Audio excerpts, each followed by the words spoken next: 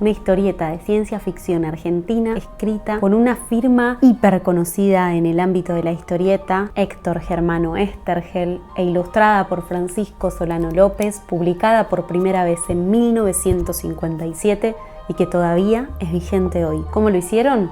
Te lo cuento en este video.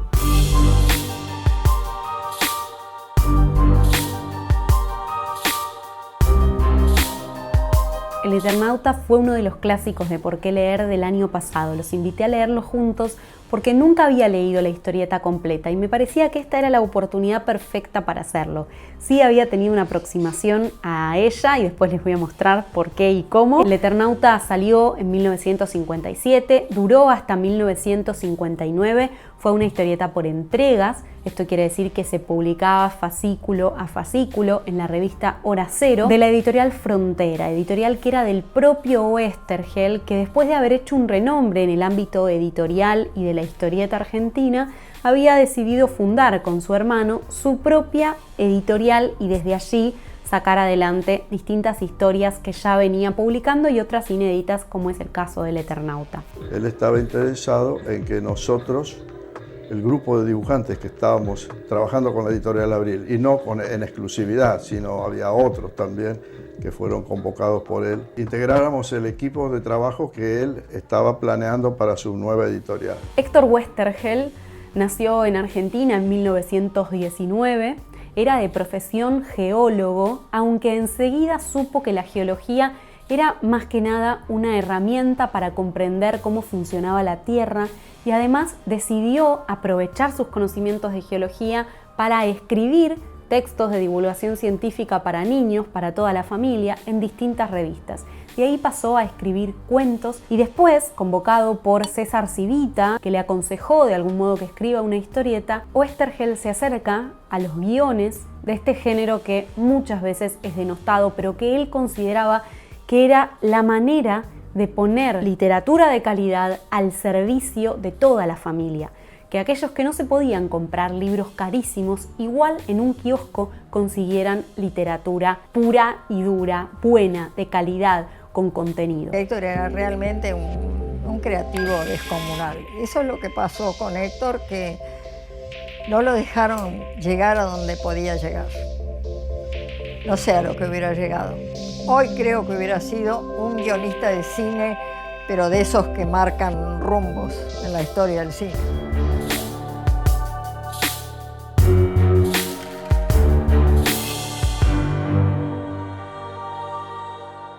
¿Qué ocurre en El Eternauta y por qué es un clásico de la ciencia ficción argentina? En este libro se narra una invasión extraterrestre. Arranca la historieta y es un guionista que está en su casa a las 3 de la mañana y se le apersona un hombre que se presenta como viajero del tiempo, un prisionero del tiempo, un viajero de la eternidad y se autodenomina el Eternauta. Es así como el Eternauta le empieza a contar al guionista todas sus aventuras, que empiezan en un chalet de Vicente López, jugando al truco con sus amigos, en el momento en el que empieza a caer una nieve fosforescente que es mortal y desconocida.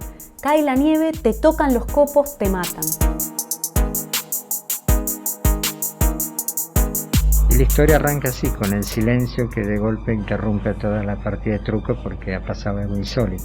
Este grupo de amigos al que va llegando la muerte también, porque algunos de ellos salen del chalet y son asesinados por los copos fluorescentes, deciden hacerse un traje especial para poder salir a investigar qué es lo que pasa. Por eso tenemos la icónica imagen de la tapa del Eternauta, que es el propio Juan Salvo, su protagonista, que está adentro de la escafandra. A partir de ese momento, la invasión extraterrestre empieza a cobrar relevancia y aunque ellos todavía no lo saben, se van a ir encontrando con distintos seres que son controlados por una fuerza mayor a la que después se va a terminar denominando los sellos.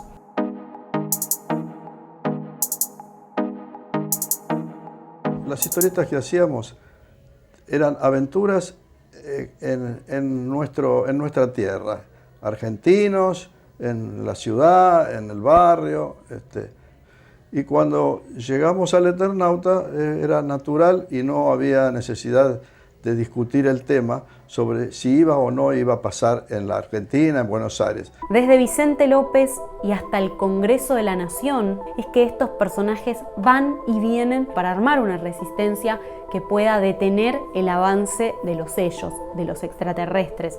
Enseguida descubren que lo que está ocurriendo no puede haber sido inventado por ninguna mente humana, porque tanto el rayo paralizante como esta nevada mortal son de elementos, de sustancias desconocidas en la Tierra. Por eso la invasión extraterrestre es la hipótesis que el grupo, ya reducido a Juan Salvo, Favalli, Pablo, Franco y algunos personajes más, sostienen para ir al ataque. Honestamente no les va muy bien con este plan, tienen tropiezos y tienen algunas victorias. En el libro las victorias son festejadas hasta ahí, porque ya se sabe que habrá un segundo encuentro con otra fuerza mayor y por eso es que los personajes van avanzando tan despacito. Debe ser algo que está en nosotros, no querer el héroe tan individualista, sino el héroe en grupo. Y justamente el Eternauta, una característica que la distingue de tantas historias es esa. No hay un héroe específico. El mismo Eternauta que da el nombre a la historia es uno de tantos dentro de la historia. Mientras iba leyendo para los clásicos pendientes La Guerra de los Mundos, me daba cuenta que este libro de Wells era muy parecido, y es mucho antes que se publicó, al Eternauta, y el fanatismo de Westergel por las historias de ciencia ficción y su infancia rodeado de libros de este tipo probablemente haya tenido bastante inspiración, pero no lo puedo afirmar porque él siempre habla de Robinson Crusoe como la gran inspiración de esta novela, aunque Robinson Crusoe lo aislaba el mar y acá lo que aísla a las personas es esta invasión extraterrestre y los miedos de salir a la nevada mortal y ser víctimas de esos copos fluorescentes.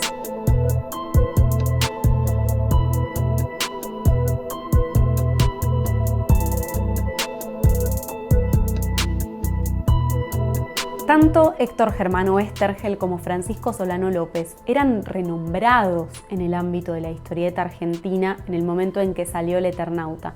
Y más allá de que después la editorial Frontera fundió por cuestiones de trampa, la imprenta que le imprimía las revistas se quedaba con una parte del lote. Fue de gran envergadura intelectual, pero económicamente fue terrible, no pudo sostenerla.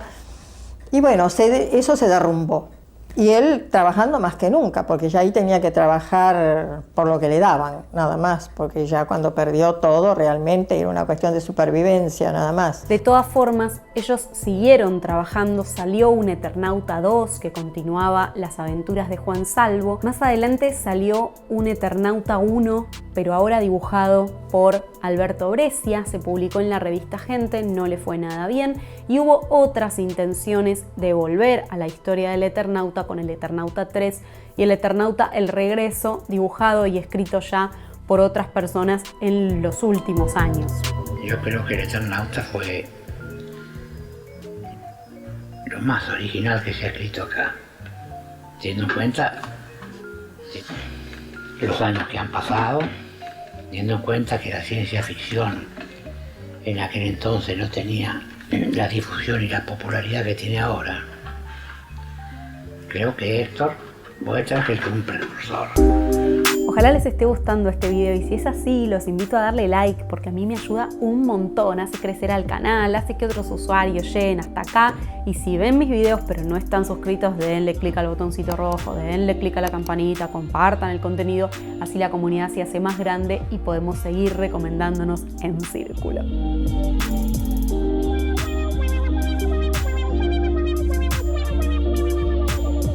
Si bien a nivel personal él no estaba interesado en política, sus 4 hijas se involucraron mucho en la década del 70, fines de los 60, en el peronismo. Y fue así que lo fueron llevando o volcándole los ideales de Montoneros y Héctor pasa a ser un militante que cuando llega el momento de la última dictadura argentina lo encuentra en la clandestinidad para protegerse de cualquier tipo de aprisionamiento que podían hacerle los militares de secuestro y tortura. Me ponían en una situación delicada porque él estaba escondido en una isla del Tigre escribiendo los guiones revolucionarios. Yo estaba a media cuadra de la estación Belgrano en un estudio que podía entrar cualquier grupo de tareas y me hacía desaparecer en 2 minutos.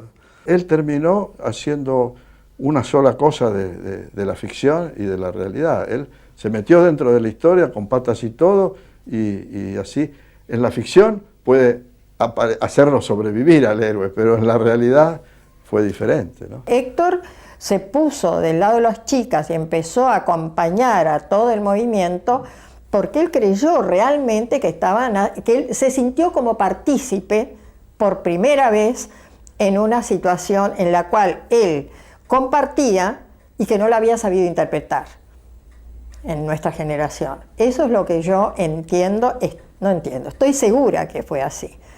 Ahora, lo que él nunca supuso, no podía admitir que las cosas iban a llegar a lo que se llegó. Finalmente es secuestrado en 1977, se lo ha visto pasar por 2 excentros clandestinos de detención y desaparecido desde entonces, aunque el último que lo vio con vida fue un nieto de 4 años.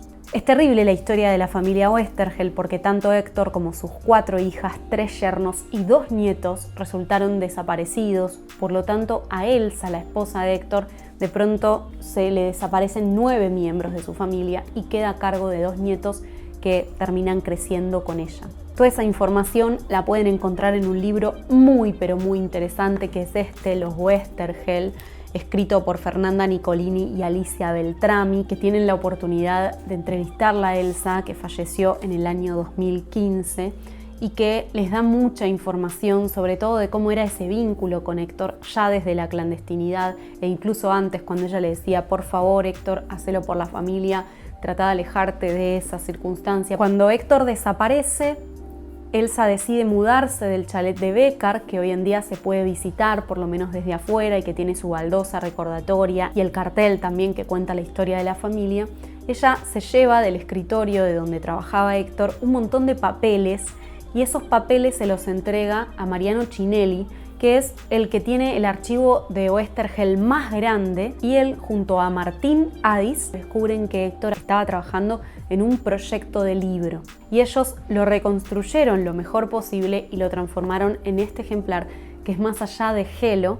Entrevisté a Martín Adis en este canal, así que les dejo el link por si quieren ir a verlo y disfrutar también de otros textos mucho menos conocidos de Oesterheld, que son sus cuentos y relatos cortos de ciencia ficción, que son también espectaculares, O sea, les recomiendo que los lean porque si les gusta la ciencia ficción, probablemente no los conozcan porque no han sido muy difundidos, pero lo van a disfrutar un montón. Antes de los datos finales, les quiero agradecer a las personas que patrocinan mi trabajo, que deciden darle un valor económico para que yo pueda seguir haciéndolo más y mejor. De verdad, muchas gracias. Y todos quedan invitados a sumarse a Patreon, a sumarse a Cafecito, a escanear el código QR de Mercado Pago, a fijarse en cualquiera de los links de la descripción, que van a encontrarse distintos valores, distintos medios. Gracias desde ya. Había quedado en contarles por qué me relacionaba con el Eternauta, y es que cuando empecé a estudiar periodismo me convocó una profesora para hacer una nota por los 50 años de la publicación del Eternauta, que fue el 4 de septiembre de 1957. Es por eso que hoy se celebra el 4 de septiembre como el Día de la Historieta Argentina. Con motivo de ese 50 aniversario me puse a escribir una nota que salió publicada en Revista Argentina, una publicación española para lectores argentinos viviendo allá. Cobré 100 pesos que atesoré como mi primer trabajo de periodista pago. Fue muy importante para mi carrera, así que el Eternauta casi diría me lo tengo que tatuar porque me ayudó un montón a confiar también en mí misma. Y había prometido otro dato, y es que Netflix anunció que en el año 2023 se viene la serie del Eternauta. A ver, esta es una historia hiper escalable a otros lenguajes como el lenguaje audiovisual. Se ha pensado varias veces hacerla. Hasta una vez se pensó para salvar los costos de hacerla en dibujo animado. Nunca terminó de concretarse ningún proyecto. Yo creo que se podría hacer, no es tan difícil. Pero Los que entienden más dicen que no se puede, no sé, yo creo que se podría. Incluso ya tiene hecho como el storyboard, ¿no? Porque una historieta es de algún modo un storyboard. El tema es que hubo bastantes problemas con los derechos porque no a todo el mundo le gustan las propuestas audiovisuales y además es una historia con 2 autores.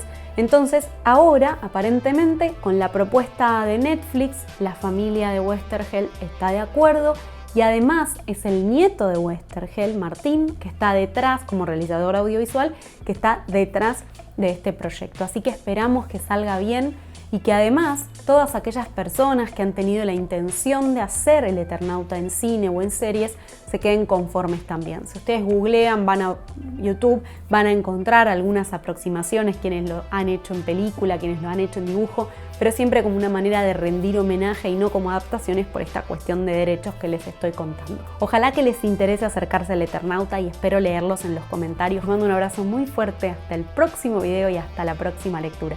Chao.